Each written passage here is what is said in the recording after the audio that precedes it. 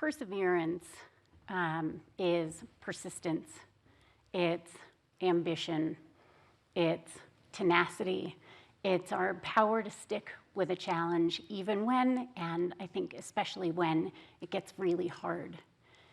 And resilience is our ability to pick ourselves up after it's gone wrong and to start again.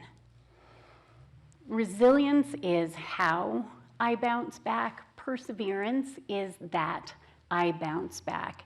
And I bounce back higher every single time.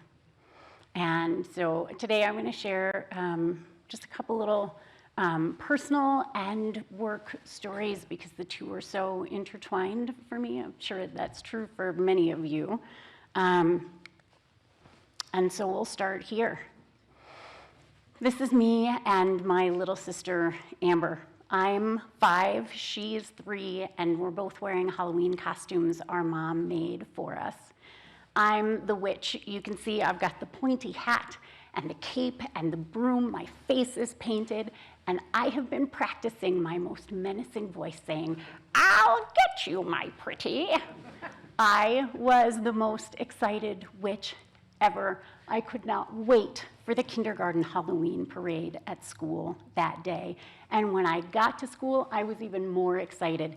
There were so many little witches in my class, but I was sad too because one of the little witches didn't have a pointy hat, and one didn't have a cape, and one didn't have a broom.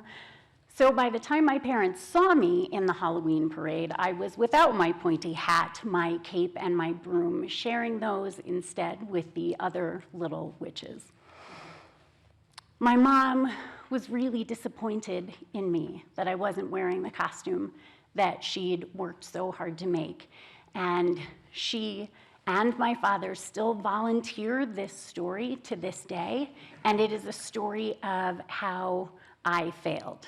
And what they were missing then and are still missing now, and what I want you to understand is that, this was perfect. I was generous.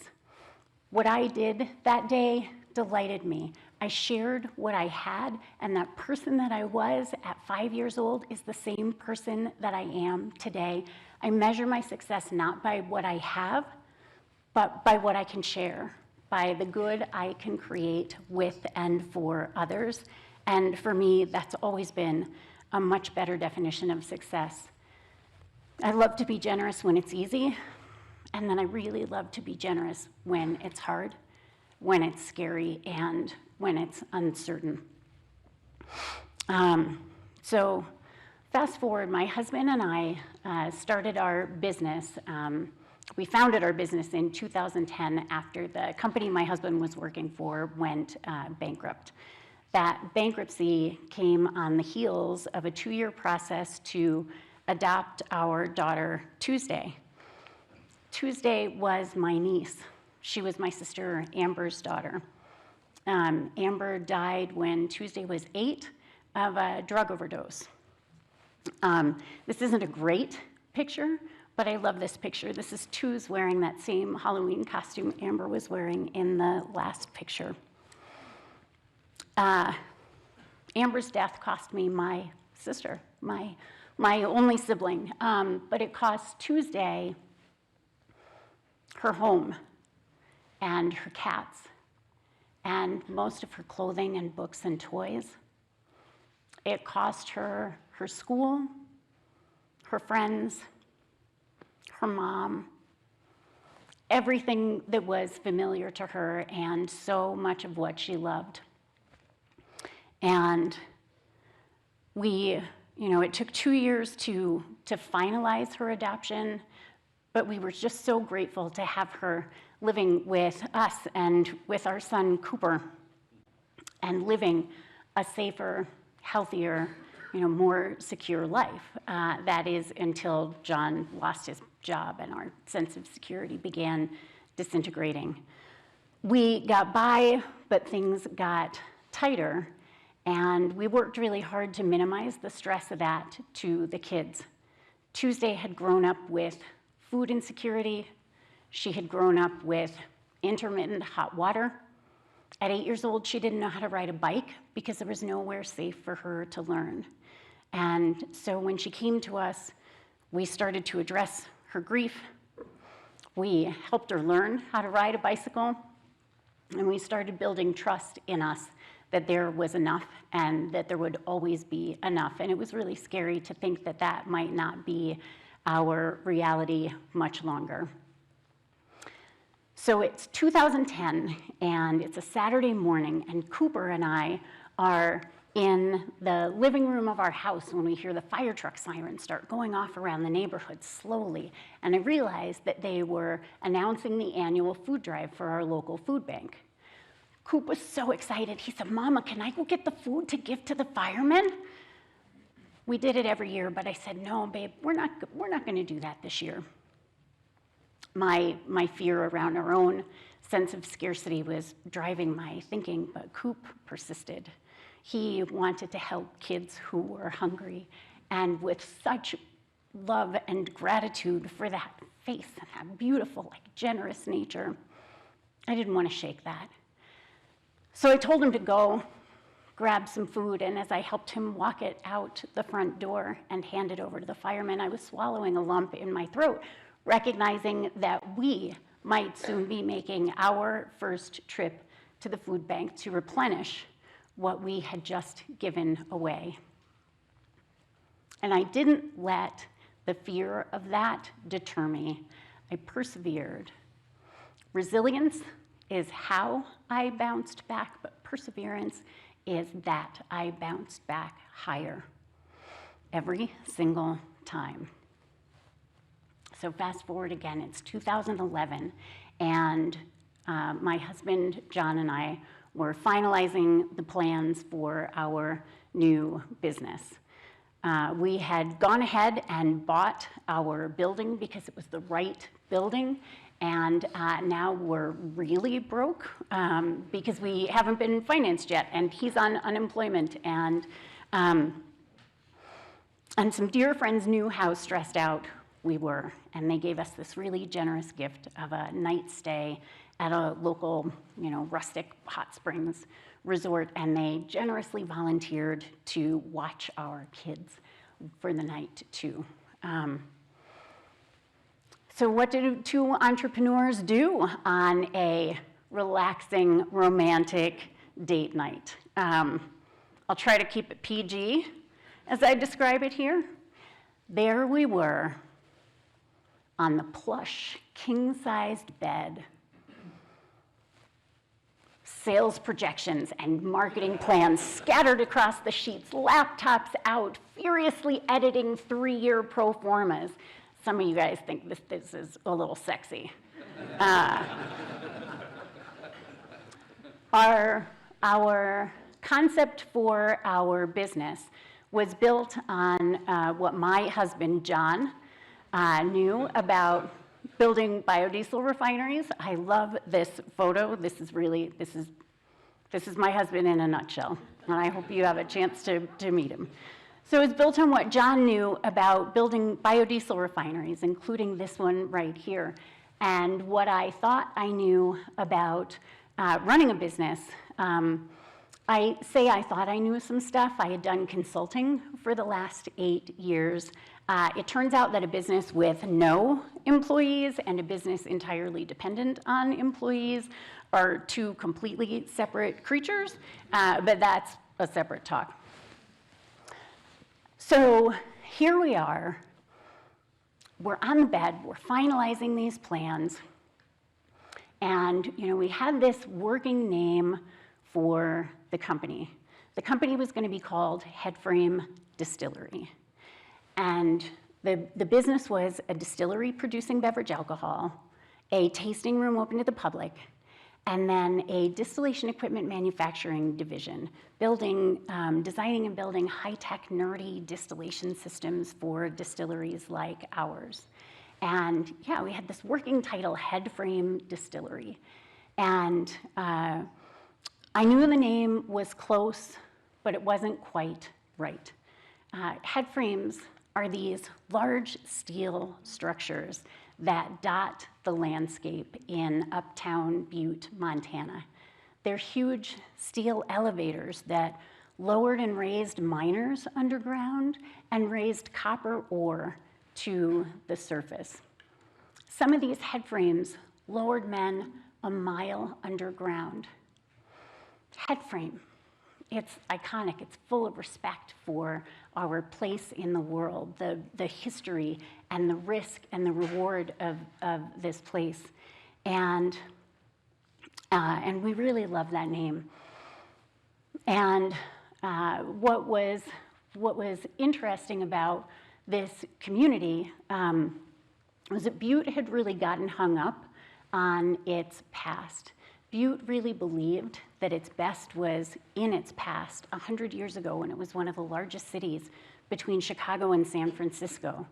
And by the early 1980s, when mining had declined in the community, Butte was so stuck on telling the stories of what it had been that it had forgotten to keep writing the stories of what it could be.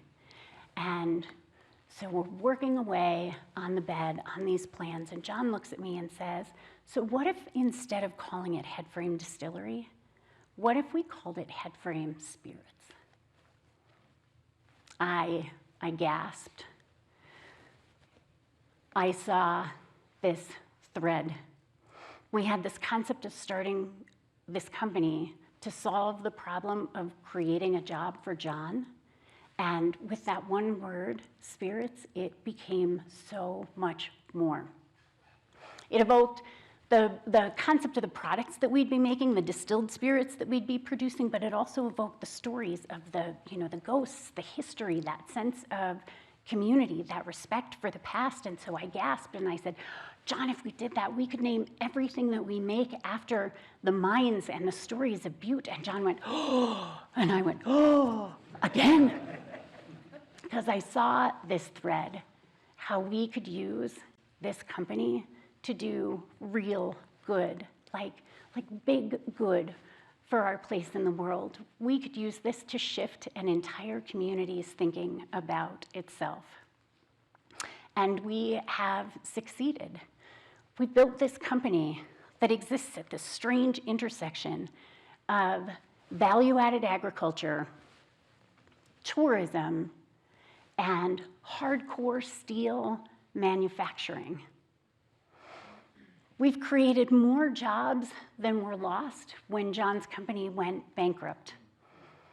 We've succeeded at economic impact, re-inspiration of a community, encouraging other new local development. Headframe's a certified B corporation. We're not an Evergreen company yet, but we're a certified B corporation, and we're the third distillery in the world to achieve that designation. And we've succeeded at other metrics that matter to us, like new residents to our community, homes purchased by employees, degrees received by employees. We've brought millions of dollars into our community, and we've retained millions of dollars in our state and in our local community, and we've helped our still clients do the same in their own communities. Resilience is how I bounce back. Perseverance is that I bounce back higher every single time. So now it's St. Patrick's Day, or it's March 15th, 2020, 2 days before St. Patrick's Day in Butte. And Butte is in high anticipation of their St. Patrick's Day celebration. Butte was a melting pot with safety signs posted underground in 17 different languages. Butte had and still has a really large, vibrant Irish population, and that community is passionate about their heritage. It doesn't matter what the weather does on a St. Patrick's Day. The parade will be long, the bagpipers will be kilted, the businesses will be closed, the bars will be packed, the alcohol will be flowing, the songs will be sung, and on the 18th, we will all be blissfully a little worse for wear. This year was different. This year, there was a pandemic. This year, we hadn't felt any of that in our corner of the world, but it was everywhere else, and we were asking the question, is this reasonable, and is it safe?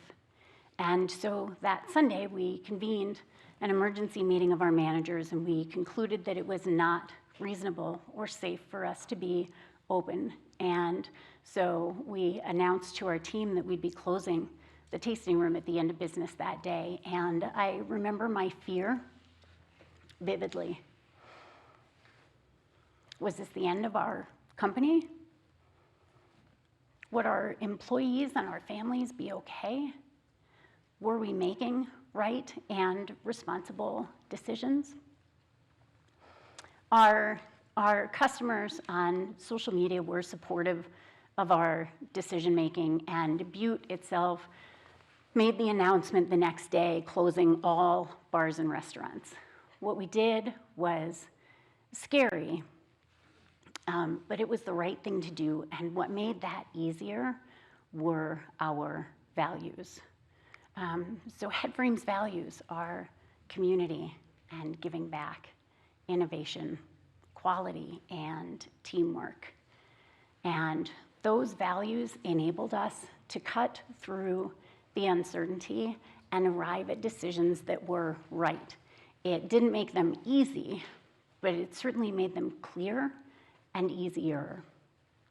And so for the next 2 weeks, our tasting room staff continued to come to work every day, and they cleaned and they painted and they cared for our public space with no public in it. And when it became clear that this was going to last longer than 2 weeks, we shifted the entire company's work to the production and packaging of hand sanitizer.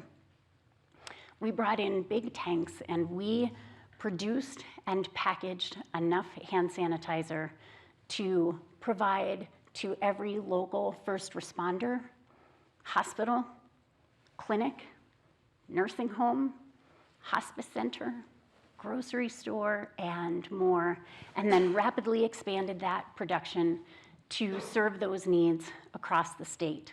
Some of it we were paid for, much of it we donated, but nobody on Team Headframe lost a job. In fact, our tasting room team all got raises to offset the tips that they weren't making.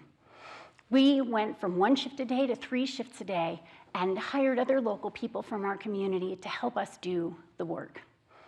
And while that time was scary, it was also really meaningful.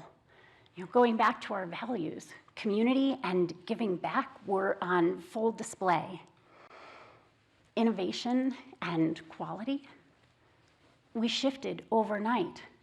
Our supply chain, our product line, our customer base, our distribution channels, our manufacturing team rapid prototyped a new piece of distillation equipment to allow other distilleries to take fuel-grade ethanol and distill it into hand sanitizer-grade ethanol. And teamwork, it was incredible to be part of. Resilience is how I bounce back, but perseverance is that I bounce back higher every single time. And so I'm honored to be here getting to share these stories of perseverance and resilience with you. And I want to share that my core values are community and courage, and I am leaning into both of them today, being here, sharing with you. And it feels great to get to tell these good stories. But I have to tell you, I am in the thick of uncertainty again right now. In October 2020, I had a mild case of COVID. And 20 months later, I'm still struggling with the after effects. I have a long COVID symptom called parosmia. It means that my senses of smell and taste are all screwed up. I'm limited on what I can eat. It's challenging to be in a room like this. And maybe sometimes most challenging is that I can't do many aspects of my job. I can't participate in spirits R&D work. I can't write marketing language for spirits or cocktails. I can't raise a glass in celebration. And the best our medical community knows is that if it's lasted this long, it's likely permanent. I don't know what that means for the future of me in my company and in my job. But I know that it's going to be okay. And I know that I am going to be okay. And I know this because, like the little girl I was at 5 years old, I still measure my success not by what I have, but by what I can share, by the good I can create with and for others. I measure my success by building a big tent and inviting everyone to join me under it. I know this because I have the courage to be generous in the face of uncertainty. Resilience is how I'll bounce back, and perseverance is that I will bounce back higher. Thank you.